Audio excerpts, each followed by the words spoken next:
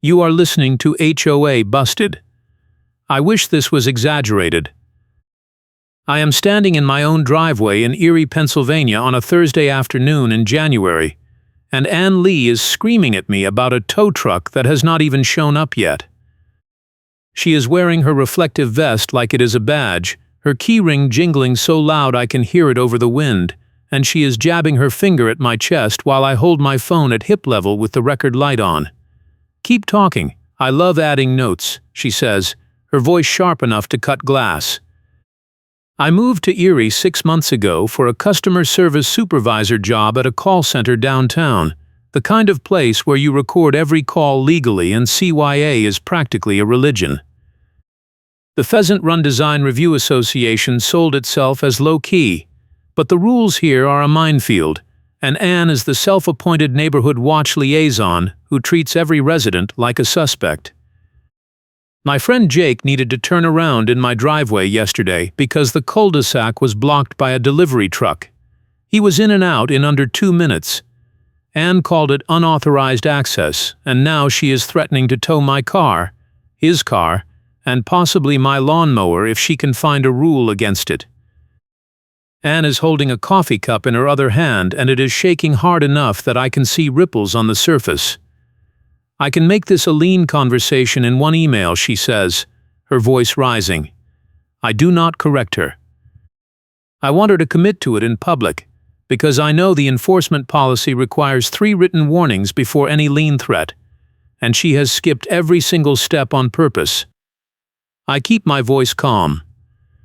"Ann, I would love to see the policy you are referencing," I say. She snaps back that the tow policy is secret and refuses to provide a copy, which is hilarious because the CCRs are public record and I already downloaded them last week. My phone is getting all of this.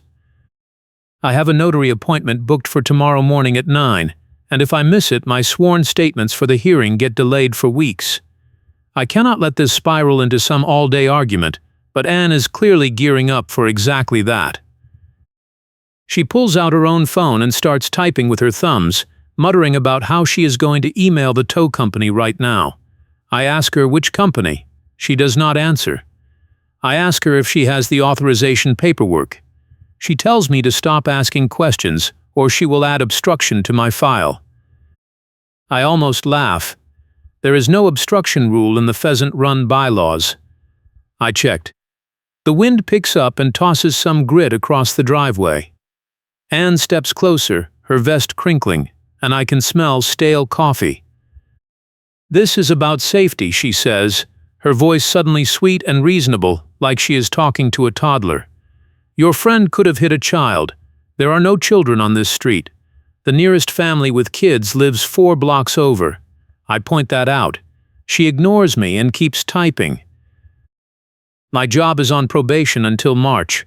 I got written up 2 weeks ago for being late because of an HOA compliance meeting that ran long, and my boss made it clear that missing work for personal drama is not going to fly. Ann knows this.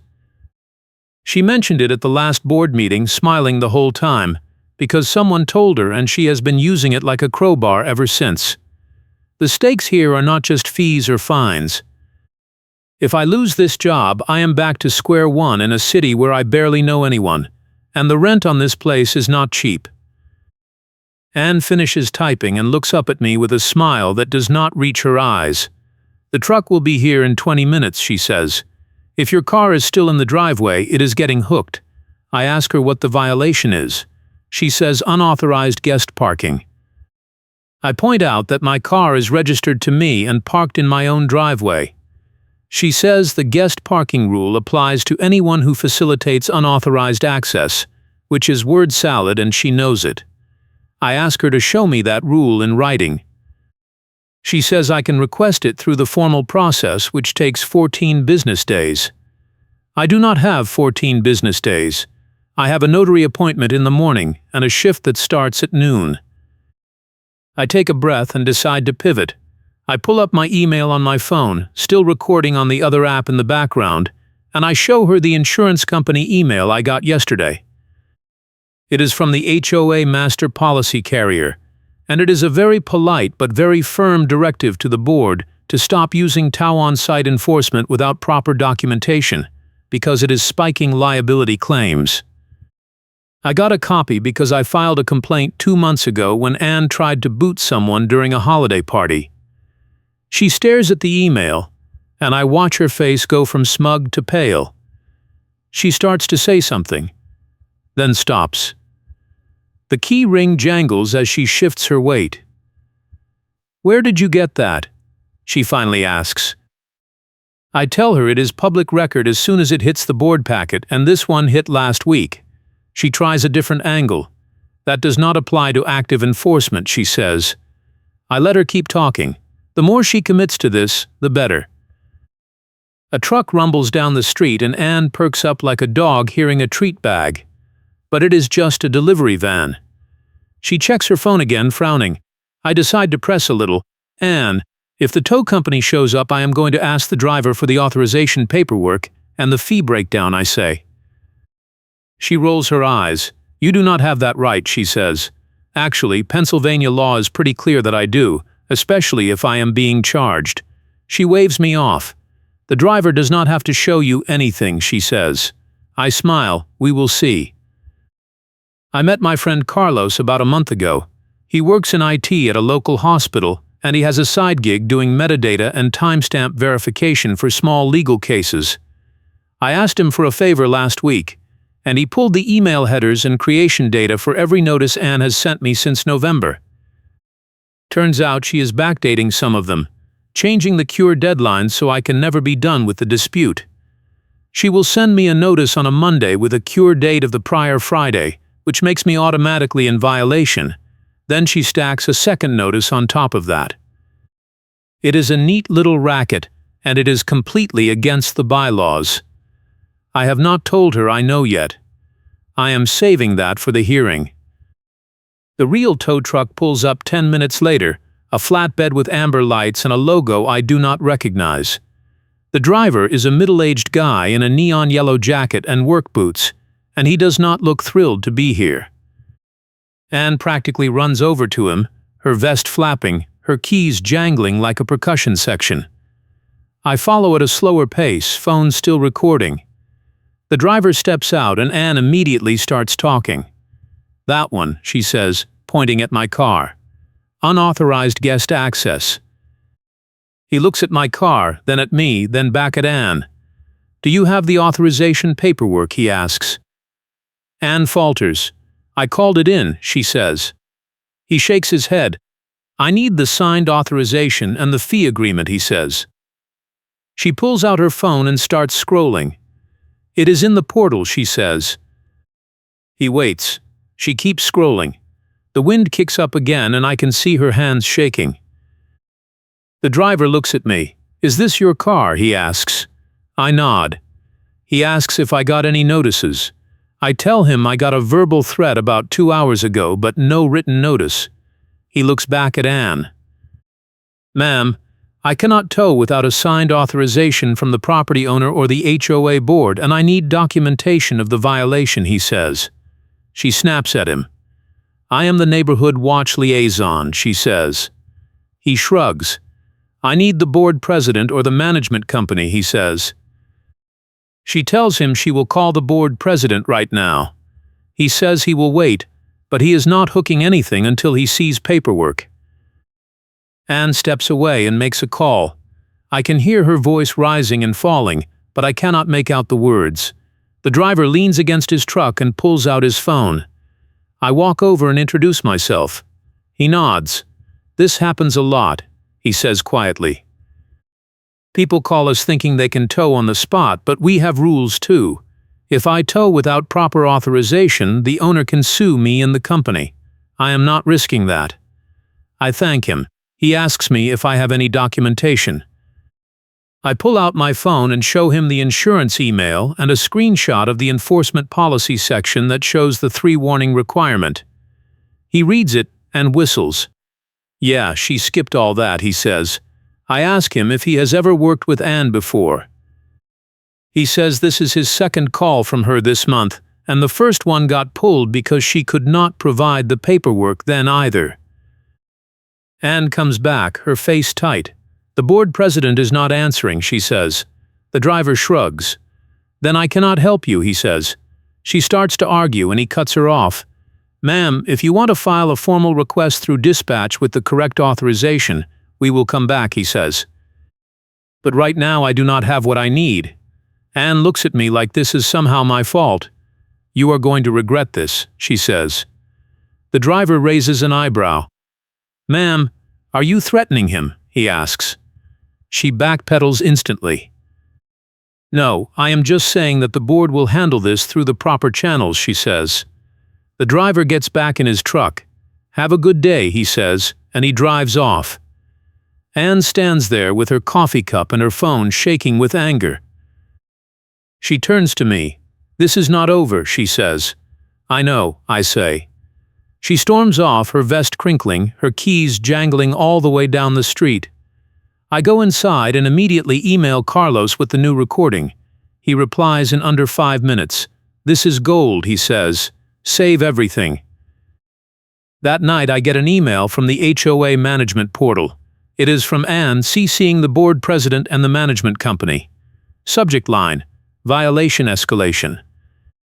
The body of the email is 3 paragraphs of accusatory nonsense claiming I have been operating an unauthorized business out of my driveway, that I have been renting out parking spaces, and that I have been verbally abusive to HOA volunteers. None of it is true, and all of it is clearly designed to justify an amenities lockout, which is exactly what she threatens in the last line. Effective immediately, your pool access, clubhouse access, and guest parking privileges are suspended pending a compliance hearing, the email says. I forward it to Carlos and to my lawyer friend Tom, who I met through work. Tom is not an HOA specialist, but he knows enough to tell me when I am being railroaded. He calls me 20 minutes later. Dude, this is retaliation and it is blatant, he says. You need to respond in writing, keep it factual, and demand a hearing date. I ask him if I should mention the recording. He says not yet. Let her think she is winning. I draft a response that night. I keep it short and clinical. I deny all allegations. I request a formal hearing with the full board. I request copies of all evidence supporting the claims, and I note that I have documentation showing I have complied with all written notices to date. I do not mention the insurance email or the recordings. I hit send at 11 p.m. and then I barely sleep. The next morning I make my notary appointment, get my affidavit signed, and then I head to work. My boss pulls me aside before my shift starts. I heard you had some trouble yesterday, she says. I freeze. Who told you? I ask. She does not answer directly, but she gives me a look that says someone from the HOA called the office. I keep my voice steady. It is a neighbor dispute, and it is being handled through the proper process, I say. She nods slowly. Just make sure it does not affect your attendance, she says. I promise her it will not, even though I have no idea how I am going to keep that promise if Anne keeps escalating. I get another email that afternoon. This one is from an attorney. The subject line is Notice of Intent to File Lien. I open it on my phone during my break and my stomach drops. The email is full of legal jargon and aggressive language clearly meant to scare me into paying a stack of fines I did not even know existed. It lists 4 violations: unauthorized guest parking, operating a business without approval, verbal abuse of volunteers, and failure to maintain driveway appearance. The total is $975, due in 10 business days or the lien process begins. I read it twice, then I forward it to Tom. He calls me back in under an hour. This is a bluff, he says. Half of these charges are not even in your CCRs, and the other half require documentation they do not have. Do not pay a dime. Respond in writing, dispute every charge, and demand the hearing. I ask him if they can really file a lien. He says technically yes, but if they do it without proper notice and a valid underlying violation, I can sue them and I will win. That does not make me feel better, because lawsuits cost money and time I do not have. I draft another response. I dispute all charges. I note that I have received no prior written warnings for 3 of the 4 allegations. I point out that the driveway maintenance claim is subjective and not supported by any photographic evidence, and I reiterate my request for a hearing. I also add a line noting that I am prepared to involve legal counsel if the HOA proceeds without following its own bylaws. Tom told me to include that as a gentle warning shot. I send it and then I go back to work, but I am so distracted I mess up 2 calls in a row and my boss notices. She does not say anything, but I can see her making notes. That weekend I get a text from Jake, the friend who used my driveway. "Dude, I just got a letter from your HOA saying I am banned from the property," he says. I call him immediately. He reads me the letter. It is on Pheasant Run letterhead, and it is signed by Anne. It says he has been identified as a repeat violator of guest parking rules, and he is no longer permitted on association property, including streets, common areas, and resident driveways. I ask him if he has ever been to my place before that one time. He says no. So repeat violator is a complete fabrication. I tell him to save the letter and not to worry about it. He says he is worried because his girlfriend lives 2 streets over in the same HOA, and now he does not know if he can visit her either. I tell him I am handling it, but honestly I have no idea how. Carlos comes over Sunday afternoon with a laptop and a flash drive. He has been digging into the HOA management portal and he found something. The meeting minutes from November were edited after the fact, he says. I have the original file and the modified file. He shows me on his screen. The original minutes show that Anne proposed a TOW on-site policy, and the board voted it down 4-1. The modified minutes show that the board approved the policy unanimously. The modification happened 3 days after the meeting. I stare at the screen. "This is fraud," I say. Carlos nods.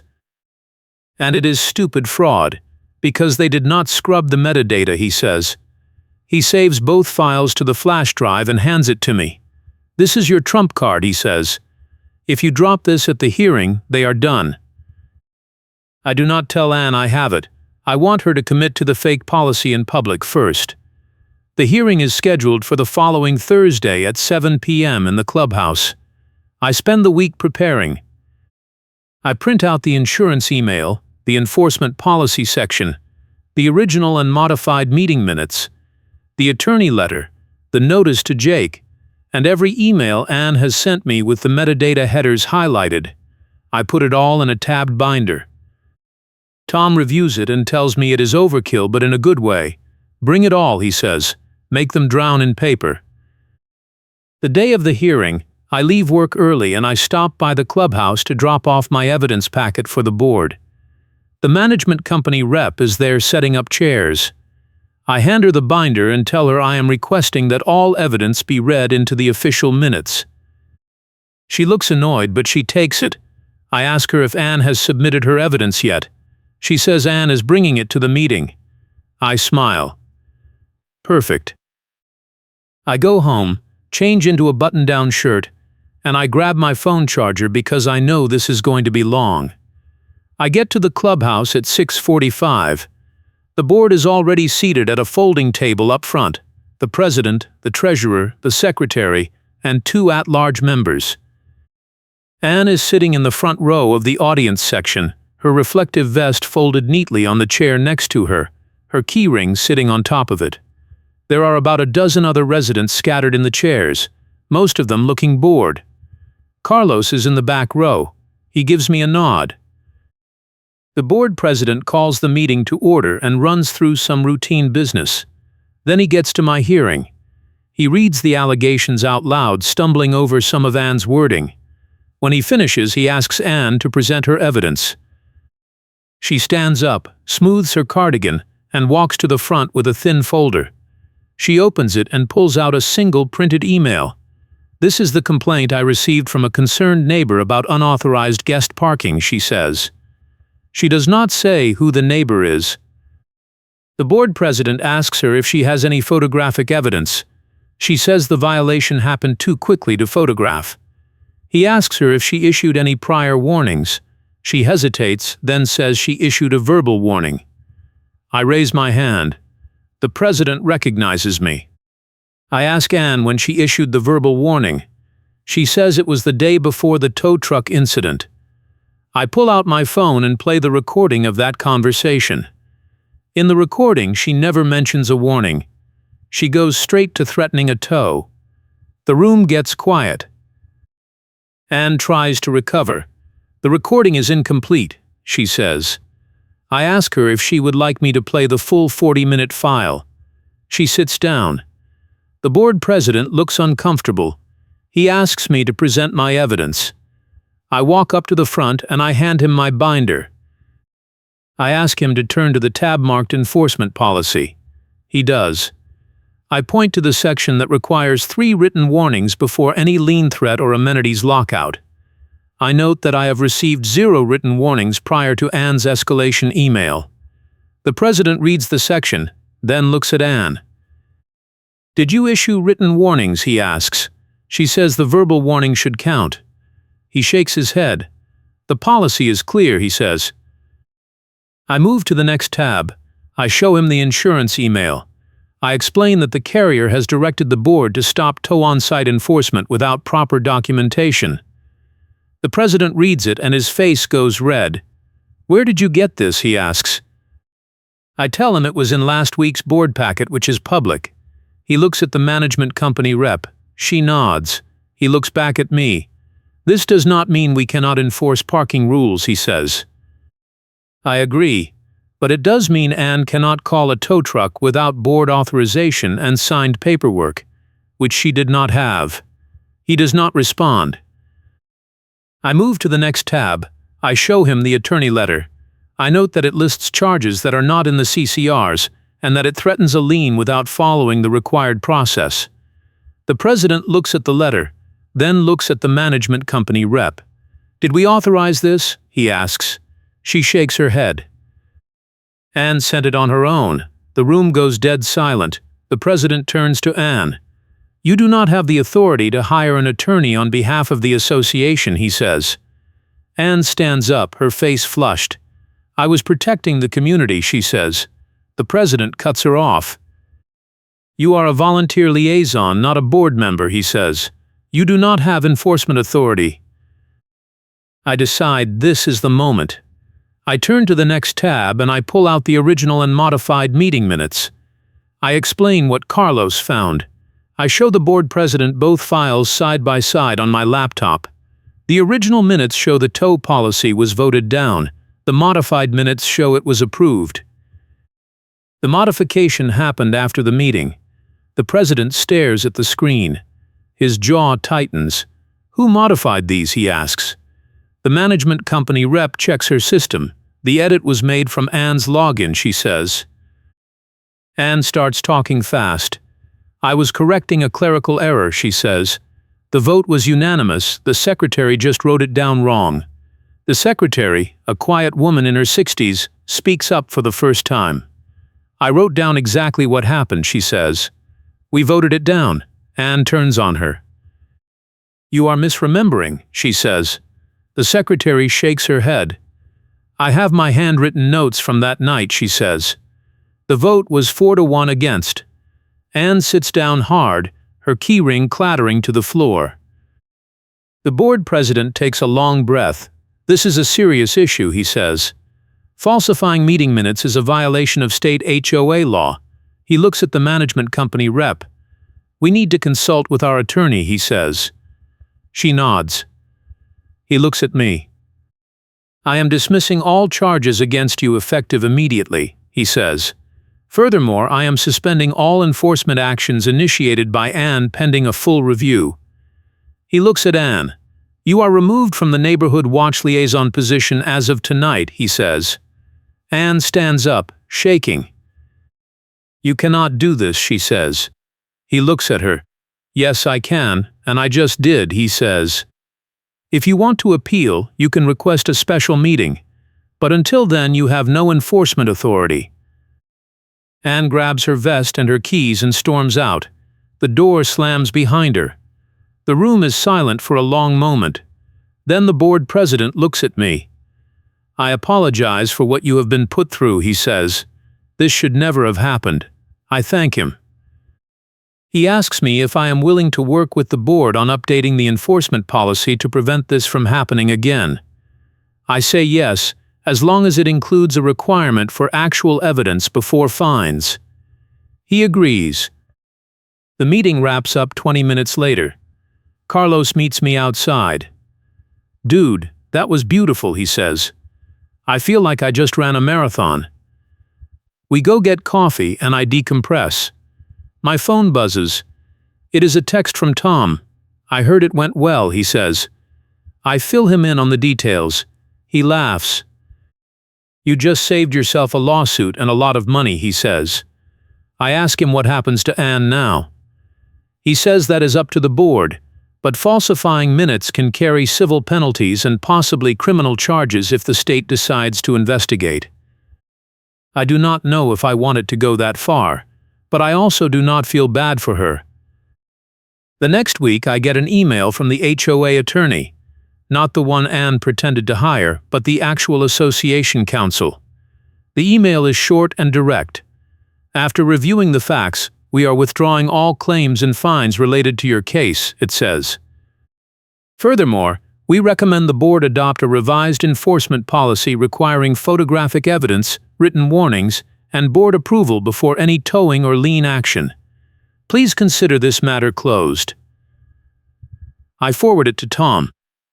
He replies with a thumbs-up emoji. 2 weeks later, the board holds a special meeting to vote on the new policy. I attend, along with about 30 other residents who have heard about what happened. The new policy passes unanimously. It includes a requirement for actual evidence before fines, a 3-warning system, and a prohibition on any individual volunteer initiating enforcement without board approval. Anne is not at the meeting. I hear from a neighbor that she resigned from all HOA activities and is considering selling her house. Jake texts me a few days later. I got a letter from the HOA saying the ban is lifted and they apologize for the error, he says. I tell him it is about time. He asks me if I am going to sue. I think about it, but honestly I just want to move on. I got what I needed, the charges dropped, the policy fixed, and Anne out of power. A lawsuit would drag this out for months and cost me money I would rather spend on literally anything else. My job situation stabilizes. My boss never brings up the HOA drama again, and I make it through probation without any more attendance issues. I get a small raise in March and I finally feel like I can breathe. Carlos and I stay friends.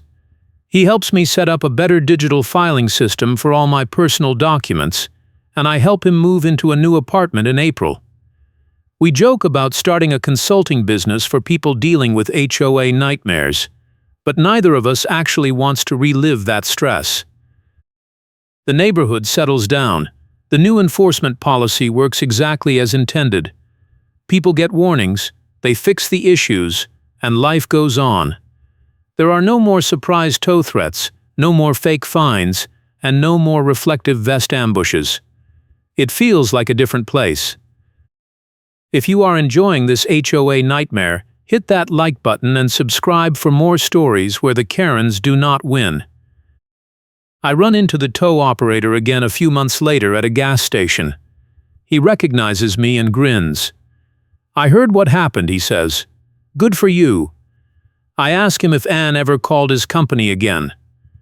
He says no, and he is glad, because she was a nightmare to deal with. We chat for a few minutes and then we go our separate ways. It is a small moment, but it feels like closure. The insurance company follows up with the board in June. They send an auditor to review the enforcement records and the new policy. The auditor apparently gives the board a clean bill of health, and the premiums do not go up. The board president mentions it at the annual meeting and thanks me publicly for bringing the original issue to their attention. A few people clap. It is awkward but nice. I keep my evidence binder. I do not need it anymore, but I like having it as a reminder that paper trails matter and that standing up to bullies works if you do it smart. Tom tells me I should write a guide for other people stuck in HOA disputes. I tell him maybe someday. Anne moves out in August. I see the for sale sign go up one morning and I feel a weird mix of relief and something close to pity. She made her own mess, but it still sucks to watch someone lose that badly. A young couple buys the house in September. They seem nice. They do not wear reflective vests. The fall is quiet. I settle into a routine. Work is fine, the neighborhood is fine, and I finally feel like I live somewhere instead of just surviving somewhere. I get to know a few more neighbors. We have a block party in October and it is actually fun. No one mentions Anne. I think about the whole mess sometimes, usually late at night when I cannot sleep. The thing that sticks with me is not the drama or the hearings or even the moment Anne got caught. It is the tow operator standing back and listening carefully, refusing to act without proper authorization. That one decision stopped the whole thing from spiraling into something worse. If he had hooked my car, I would have been fighting impound fees and damage claims on top of everything else. Instead, he did his job right, and it gave me the space to do mine. The board updates the bylaws again in November, adding a section on volunteer conduct and accountability. It is a direct response to what happened with Anne, and it includes language about falsifying records and exceeding authority. The vote passes with only one abstention. I vote yes. I get a holiday card from the board president in December. It is generic, but there is a handwritten note inside. "Thank you for pushing us to do better," it says. I appreciate the gesture. I send him a reply email saying I hope the new policies keep working. He writes back saying they are, and that complaints are down across the board. Jake and I grab dinner in January, almost exactly a year after the driveway incident. We laugh about how absurd the whole thing was. He asks me if I ever think about moving. I tell him not anymore. I like it here now. He says that is good, because his girlfriend is talking about buying a house in the neighborhood and he wants to know it is safe. I tell him it is, as long as he does not park in my driveway without asking first. He throws a fry at me. The new enforcement policy gets tested in February when someone actually does violate the guest parking rules by leaving an RV in a fire lane for 3 days. The board issues a written warning with photographic evidence, gives the owner 72 hours to move it, and then follows up with a second warning when the deadline passes. The RV gets moved on day 4. No tow truck, no drama, no fake fines. The system works. I get promoted at work in March. It is a small bump, but it comes with better hours and a bit more pay. My boss tells me I have been one of the most reliable people on the team since I got through probation. I do not tell her how close I came to losing it all because of a reflective vest and a power trip. Carlos gets engaged in April. I am happy for him. He asks me to be a groomsman and I say yes. We go suit shopping and he tells me he is moving out of state for his fiancée's job. I am going to miss him, but I get it. He tells me to stay out of trouble. I tell him I will try. The anniversary of the hearing passes quietly. I do not mark it or celebrate it, but I notice the date. A year ago I was standing in a clubhouse with a binder full of evidence, not sure if any of it would matter. Now I am sitting on my couch watching a hockey game and eating leftover pizza, and the HOA is just a thing that exists in the background of my life instead of the thing that dominates it. That feels like a win. I see the board president at the mailboxes one afternoon in late May. We chat for a minute. He tells me the new policy has been adopted by 2 other HOAs in the area after they heard about what happened here. He seems proud. I tell him that is great. He asks me if I would be willing to serve on the board. I politely decline. I have had enough HOA drama for one lifetime. He laughs and says he does not blame me. The neighborhood stays quiet through the summer. I go to work, I come home, I hang out with friends, I watch baseball. It is normal and boring and exactly what I need. The new couple in Anne's old house throws a barbecue in July and invites the whole street. I go. The food is good. No one talks about enforcement policies or reflective vests. It is nice. I think about writing this all down, not for a guide or a lawsuit, but just to have the story complete. So here it is. A year and a half of HOA chaos, boiled down to one long mess of emails, recordings, meetings, and a tow truck driver who refused to hook my car without seeing the paperwork. In the end, the HOA votes to require actual evidence before fines.